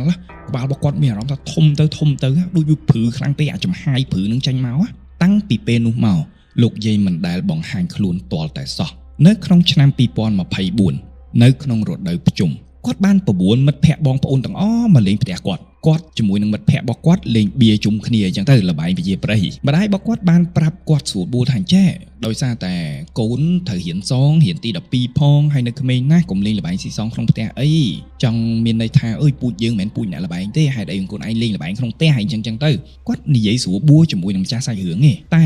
ម្ចាស់សាច់រឿងបានតបសម្ដីធ្ងន់មែនទែនទៅកាន់ម្ដាយរបស់គាត់ហើយបានតបក្នុងលក្ខខណ្ឌមួយនេះអូយូគ្រាន់តែលេងម្ដងសោះក៏ពិបាកមកម៉េះរបៀបប្រើសម្ដីធ្ងន់បែបហ្នឹងដើម្បីក្នុងន័យមួយដែលថាកុំឲ្យមិត្តភ័ក្តិមើលមកអញអន់ណារបៀបអញ្ចឹងណាគឺបង្ហាញអាការៈបែបហ្នឹងម្ដាយរបស់គាត់ទទួលបែបហ្នឹងមានអារម្មណ៍ដូចរៀងខូចចិត្តផងអីផងអន់ចិត្តផងម្ដាយរបស់គាត់ក៏ដើរចេញទៅនឹងងាកឡើងមិត្តភ័ក្តិរបស់ពួកគាត់ក៏ត្រឡប់ទៅផ្ទះវិញអស់គាត់ម្នាក់ឯងអត់ដឹងថាធ្វើអីពួកម៉ាក់ទៅអស់ហ៎អញ្ចឹងគាត់ក៏ទាញទូរស័ព្ទមកលេងហ្គេមរហូតដល់ម៉ោង11យប់ដល់ម៉ោង11យប់គាត់ក៏មានអារម្មណ៍ថាដូចឈឺបត់ជើងតូចអញ្ចឹងហើយគាត់ក៏អត់បានដើរទៅបន្ទប់ទឹកក្នុងការបត់ជើងតូចដែរគឺគាត់ដើរតម្រង់ទៅព្រៃនៅខាងក្រៅផ្ទះដើម្បីបត់ជើងតូចកំពុងតែរៀបចំប្រតិបត្តិការគាត់ក៏លេចមើលខាងក្រោយស្រាប់តែគាត់ឃើញសម្ោលមនុស្សម្នាក់ដូចបងប្រុសគាត់អញ្ចឹងកំពុងតែអង្គុយនៅលើហង្សទេអញ្ចឹងសម្រាប់បងប្អូនដែលអត់ស្គាល់ហង្សទេគឺអាកៅអីលក្ខណៈកៅអីឈើដែលអង្គុយក៏បានថ្នាក់នៅកន្លែងគូតហើយបដេកខ្លួនទៅខ្លាយជាខែអាហ្នឹងគឺហៅហង្សទេគាត់ថាអញ្ចឹងប្រហែលជាបងប្រុសគាត់ដែរដែលអង្គុយនៅហ្នឹងគាត់និយាយក្នុងចិត្តថាហើយមកតាំងពីកាលឃើញចូលទៅក្នុងគេងសោះសុកមកឃើញនៅខាងក្រៅអញ្ចឹងមកស្ងាត់អញ្ចឹងភ័យគ្នាគាត់និយាយអញ្ចឹងគាត់បាត់ជើងហើយក៏ងាកទៅកន្លែងហង្សទេហ្នឹងស្រាប់តែសម្ោលមួយនោះបាត់ឈឹងតែម្ដងទាំងអំបាញ់មិញគាត់ចេញមកកតុយភ្នែករបស់គាត់ឃើញមនុស្សដូចជាបងប្រុសគាត់ទេតែនៅពេលដែលគាត់បាត់ជើងហើយគាត់ងាកមកវិញគឺបាត់មនុស្សមកត្រឹមចំណុចនេះគាត់អត់បានគិតថាខ្មោចលងទេណាគាត់គិតក្នុងចិត្តតែយីអីក៏លឿនមកម៉េះ ហើយក៏កុំមើលខ្លួនអត់មានលឺសលេងអីសោះអញ្ចឹងយ៉ាងហោចណាស់បើងើបពីហងទេក៏លឺសលេងដែរគាត់គិតថាតែកុំខ្វល់ដើរចូលទៅផ្ទះវិញណាគាត់ស្មានតែបងប្រុសរបស់គាត់ទៅបន្ទប់របស់ខ្លួនឯងអញ្ចឹងគាត់ក៏ដើរតម្រង់ទៅបន្ទប់នៅពេលដែលគាត់ដើរដល់បន្ទប់បងប្រុសរបស់គាត់គោះទ្វារដើម្បីសួរថាយីហើយក៏រត់លឿនមកម៉េះនៅពេលដែលបើកទ្វារហ្នឹងគឺអត់ឃើញបងប្រុសគាត់នៅក្នុងបន្ទប់ហ្នឹងទាល់តែសោះពេលហ្នឹងទើបគាត់មានអារម្មណ៍មួយភ្ញាក់ខ្លួនថាអាយ៉ាអត់ស្រួលសោះគាត់អត់ហ៊ានគេងម្នាក់ឯងនៅក្នុងបន្ទប់ហ្នឹងទេគាត់ក៏ដើរតម្រង់មកបន្ទប់ម្ដាយរបស់គាត់គោះទ្វារបើកទ្វារចូលស្រាប់តែឃើញបងប្រុសរបស់គាត់កំពុងតែគេងជាប់ជាមួយនឹងម្ដាយគាត់វិញគាត់គិតក្នុងចិត្តថាប្រហែលពេលហ្នឹងរត់ចេញពីហងទេមកមិនមែនចូលបន្ទប់របស់ខ្លួនឯងទេតែចូលមកបន្ទប់របស់ម្ដាយគាត់ក៏ធ្វើធម្មតាយប់ហ្នឹងគាត់ក៏គេង3នាក់ជុំគ្នាជាមួយនឹងម្ដាយរបស់គាត់ស្អែកព្រឹកឡើងពេលញ៉ាំអីជុំគ្នាគាត់ក៏ធ្លោយមាត់ទៅសួរបងប្រុសគាត់ថាយើយប់មិញងើបលឿនណាចេញពីហងទេរត់ដូចព្យុះម្ដាយរបស់គាត់ក៏កាត់សម្ដីថាឈួតទេបងប្រុសឯងមានចេញណាហើយឃើញបងប្រុសតាំងឯម៉ោងប៉ុន្មានគាត់ថាប្រហែលម៉ោង11យប់ពេលគាត់ចូលទៅបត់ជាងតូចហ្នឹងគាត់ឃើញអង្គុយនៅហងទេម្ដាយរបស់គាត់ថាបងប្រុសឯងមកគេងជាមួយម៉ាក់តាំងម៉ោង8យប់អត់មានបានចេញទៅណាទេហើយនៅជាមួយម៉ាក់ហ្នឹងរហូតដល់ខ្លួនឯងចូលមកហ្នឹងម្ដាយគាត់ក៏បន្តនិយាយថាចេះអញសង្ស័យហើយលោកយាយប្រភុំលេងហើយនេះព្រោះជាទម្លាប់ឲ្យតែប្រើសដីធ្ងន់អត់ដឹងខ្លួនទៀតឲ្យតែប្រើសដីធ្ងន់ជាមួយឪពុកម្ដាយដឹងតែលោកយាយចេញមកពមៀនហើយនៅក្នុងថ្ងៃបន្ទាប់ប៉ាម៉ាក់បងស្រីបងប្រុសរបស់គាត់គឺគេងជុំគ្នារបៀបថាបងទៅធ្វើការនៅឯទីក្រុងភ្នំពេញយូរហើយកម្រជុំគ្នាអញ្ចឹងមកផ្ទះម្ដងយើងគេងជុំគ្នាបានមួយពេលទៅដោយឡែកតែគាត់នៅពេលនោះមិនបានគេងជុំគ្នាជាមួយគាត់ទេដឹងគាត់នៅណាគឺគាត់កំពុងតែនិយាយទូរស័ព្ទជាមួយនឹងសង្សារនៅខាងក្រៅផ្ទះតែម្នាក់ឯងស្រាប់តែពេលហ្នឹងគាត់ឮសំឡេងម្ដាយរបស់គាត់ស្រែកថាចេះណែទៅងូតទឹកជាសំឡេងរបស់ម្ដាយគាត់ 100% គាត់ឆ្លើយទៅវិញថាចេះបាទទៅលើហើយតែធៀបពិតច្បាស់ហើយអាពងជក់និយាយជាមួយសង្សារអូនបងពងស្នេហាស្នេហ៍ហ្នឹងគឺគាត់មិនទៅទេបានតែបន្តិចទៀតឮទៀតណែទៅមួយទឹកគាត់នៅតែឆ្លើយថាទៅលើហើយបានបន្តិចឮទៀតទៅងូតទឹកគាត់នៅតែឆ្លើយថាទៅលើហើយបានបន្តិចក្រោយមកទៀតសំឡេងចុងក្រោយជាសំឡេងបញ្ចប់សេចក្តីគឺជាសំឡេងដែលកាចហើយធ្ងន់តែម្ដងគឺគាត់បាននិយាយថាទៅងូតទឹកលក្ខណៈសំឡេងសម្លុតណានៅពេលហ្នឹងហើយទើបបានគាត់ដើរទៅមុជទឹកហើយចូលទៅគេងស្អែកព្រឹកឡើងគាត់សួរម្ដាយថាចេះម៉ាក់ហើយម៉ាក់ឯងចាំបាច់មកដេញខ្ញុំទៅមុជទឹកទៅអីហើយចាំបាច់ស្រែកឲ្យខ្ញុំទៅអីកាចម៉េះប៉ាគាត់ថាចេះកូនឯងឈួតមែនម្ដាយឈឺនៅក្នុងបន្ទប់នោះងើបអត់ចង់រួចផងនោះអត់មានមើលម៉ែហើយមានកម្លាំងណាទៅស្រែកហៅកូនឯងអញ្ចឹងទៀតតាំងពីពេលនោះមកគាត់បានកែប្រែខ្លួនហើយគាត់ដឹងច្បាស់ហ្មងថាលោកយាយព្រះភូមិរបស់គាត់នឹងគឺពិតជាមានឫទ្ធិហើយមុខស្ដែងតែម្ដងហើយតាំងពីពេលនោះមកគាត់លែងហ៊ានប្រើសម្ដីធ្ងន់ជាមួយនឹងឪពុកម្ដាយគាត់ហើយគាត់បានកែប្រែខ្លួនទៅជាកូនល្អវិញយ៉ាងម៉េចដែរសាច់រឿងមួយនេះមិនដឹងថាតើសាច់រឿងនៅក្នុងអេពីសូតនេះធ្វើឲ្យបងប្អូនទាំងអស់គ្នាមានសភាពភ័យខ្លាចរន្ធត់បែបណាទេប៉ុន្តែរឿងអបិយជំនឿវាមិនមែនចាំបាច់តខ្លាចរហូតទេខ្ញុំសប្បាយចិត្តនៅក្នុងការបង្ហាញពីភាពអច្ឆរិយៈនៅក្នុងដែនអបិយជំនឿទៅកាន់បងប្អូនទាំងអស់គ្នាជាជាងការនិយាយតែរឿងខ្មោចលងបន្លាចធ្វើឲ្យខ្លាចតែខ្ញុំចង់បង្ហាញថាតើមានសភាពអ្វីខ្លះដែលអាចកើតឡើងភាពដែលអាចទៅរួចនៅក្នុងដែនអបិយជំនឿមកដែនមនុស្សលោកតើមានសភាពបែបម៉េចខ្លះសម្រាប់ខ្ញុំសាច់រឿងរបស់បងប្រុសនេះខ្ញុំក៏អាចអះអាង 100% ដែរគឺជាអ្នកថែរក្សាក្នុងផ្ទះហ្នឹងដែលពោលគឺជាលោកយាយប្រភូមិនឹងឯងដោយសារតែមានសេចក្តីស្រឡាញ់ចំពោះគ្រួសារគិតថាគ្រួសារនឹងជាគ្រួសារល្អហើយគាត់ក៏ជាចំណែកមួយនៃក្រុមគ្រួសារនឹងដែរដូច្នេះហើយដែលធ្វើឲ្យគាត់តែងតែមើលកូនចៅនៅក្នុងផ្ទះមួយហ្នឹងពោលគឺកូនប្រុសគាត់នឹងឯងដែលគឺជាកំពូលក្មេងអញ្ចឹងក្នុងតួនាទីរបស់គាត់ដែលជាចាស់ទុំម្នាក់នៅក្នុងផ្ទះគាត់ក៏បញ្ចេញឫទ្ធិមកបង្ហាញផ្លូវមកណែនាំមកតម្រង់ផ្លូវមកកែប្រែទៅតាមអ្វីដែលគាត់អាចធ្វើបានក្នុងន័យអ្វីមិនមែនជាការលងបន្លាចតែត្រឹមតែចង់ឲ្យប្អូនប្រុសខ្លាចទៅជាបុគ្គលល្អខ្លាចជាបុគ្គលគំរូនៅក្នុងសង្គមហើយលទ្ធផលដែលសម្រេចបានគឺប្អូនប្រុសពិតជាបានកែប្រែមែនតដែលសូមបងប្អូនទាំងអស់គ្នាមេត្តាស្រឡាញ់នៅអ្នកថែរក្សាផ្ទះដូចដែលចាស់តែងតែនិយាយដូចដែលគ្រូតែងតែនិយាយថាជំនាញផ្ទះព្រះភូមិនៅក្នុងផ្ទះមានឫទ្ធិខ្លាំងទោះទេវតានៅក្នុងឋានៈណាក៏ដោយឲ្យតែចូលដល់ដែនដីរបស់ជានាងផ្ទះត្បិតថាជានាងផ្ទះជានាងប្រភូមិជាទេវតាឬកន្ធប់ឋានៈទេវតាដែលមានឋានៈទាបតែគ្រប់អ្នកដែលមានឫទ្ធិបារមីខ្មោចព្រាយបិសាចណាក៏ដោយមិនអាចឈានចូលនៅក្នុងដែនរបស់គាត់ទេបើសិនជាឈានចូលត្រូវមានការស្នើសុំត្រូវតែមានការគោរពឲ្យលំទោនដូចគ្នាព្រោះឫទ្ធិរបស់គាត់ ខ្លាំងគាត់គឺជាម្ចាស់តំបន់អញ្ចឹងកិច្ចគ្រប់ប្រតិបត្តិសូមកុំភ្លេចបើសិនជាអាចធ្វើក៏ធ្វើទៅជារៀងរាល់ថ្ងៃក៏អុជធូប5តសៃនៅកន្លែងជានាងផ្ទះអុជធូប5តសៃនៅកន្លែងប្រភូមិបើសិនជាមានហើយរំលឹកគុណគាត់ទៅសាធុ3ដងហើយក៏ខ្ញុំសូមរំលឹកគុណដល់លោកតាលោកយាយជានាងផ្ទះដែលថែរក្សានៅនឹងដែលមានពភាកនៅកន្លែងហ្នឹងសូមជួយថែរក្សាឲ្យផ្ទះនេះសុខសប្បាយមានភាពត្រជាក់ជុំការពារផ្ទះនេះកុំឲ្យមានខ្មោចព្រាយបិសាចឧបទ្រពចង្រៃណាចូលបានឲ្យសោះឲ្យស្គាល់តែសុខឲ្យស្គាល់តែសប្បាយតែប៉ុណ្្នឹងគឺបានបាត់ហើយធ្វើអញ្ចឹងជារៀងរាល់ថ្ងៃព្រោះអីការថ្វាយគ្រឿងក្រអូបបាញ់ទឹកអប់ការថ្វាយធូបទៀនការអុជធូបអុជទៀនកុំភ្លេចឲ្យសោះរឿងទៀនវាគឺជាការដែលប្រពៃបំផុតនៅក្នុងការបង្កើនឫទ្ធិដល់អ្នកថែរក្សានៅក្នុងតំបន់មួយហ្នឹងបើសិនជាបងប្អូនមិនដែលធ្វើទេសូមបងប្អូនទាំងអស់គ្នាមេត្តាសម្គាល់ទម្លាប់សម្គាល់បរិយាកាសនៅក្នុងផ្ទះហើយនៅពេលដែលបងប្អូនជឿខ្ញុំហើយសាកល្បងក្នុងការប្រតិបត្តិបែបហ្នឹងរយៈពេលមួយអាទិត្យពីរអាទិត្យមួយខែតើនឹងមានសភាពប្រែប្រួលអ្វីខ្លះនៅក្នុងផ្ទះពេលនោះបើសិនជាមានការប្រែប្រួលសូមមេត្តាជួយប្រាប់មកខ្ញុំផងឲ្យខ្ញុំបានដឹងឲ្យខ្ញុំជួយត្រេកអរកុំភ្លេចថាអ្នកដែលអាចរារាំងខ្មោចព្រាយបិសាចឯណាដែលចូលមកដល់ផ្ទះយើងឧបទ្រពចង្រៃឯណាដែលអាចចូលមកដល់ផ្ទះយើងមានតែទេវតាព្រះភូមិនិងទេវតាដែលជាជំនាញផ្ទះតែប៉ុណ្ណោះអរគុណណាស់សម្រាប់ការតាមដាននៅអេពីសូតមួយនេះតាំងពីដើមរហូតដល់ចប់អរគុណនៅការយកចិត្តទុកដាក់អរគុណនៅការស្មើសម័យជាមួយនឹងខ្ញុំបាទអរគុណនៅការគោរពស្រឡាញ់របស់បងប្អូនទាំងអស់គ្នាមកកាន់ខ្ញុំបាទនៅចុងបញ្ចប់នេះមានតែការអរគុណការជូនពរឲ្យបងប្អូនទាំងអស់គ្នាសុខសប្បាយទាំងទៅទាំងមកមិនថាទីចិត្តទីឆ្ងាយទៅទីកន្លែងណាជួបតែមនុស្សល្អជួបតែមនុស្សដែលមានការយកអាសាបងប្អូនជួបតែមនុស្សដែលគោរពស្រឡាញ់និងផ្ដល់ឱកាសល្អៗជូនទៅបងប្អូនទាំងអស់គ្នាបើសិនជាបងប្អូនមានសាច់រឿងណាដែលល្អៗសូមកុំភ្លេចចែករំលែកមកខ្ញុំបាទតាមកម្មវិធីជាអ្វីតាមរយៈ page Facebook ខ្ញុំនឹងចាំទទួលដៃពីរតែម្ដងខណៈពេលនេះខ្ញុំបាទវិទូសូមអរគុណនិងសូមជម្រាបលាជួបគ្នានៅអេពីសូតក្រោយទៀត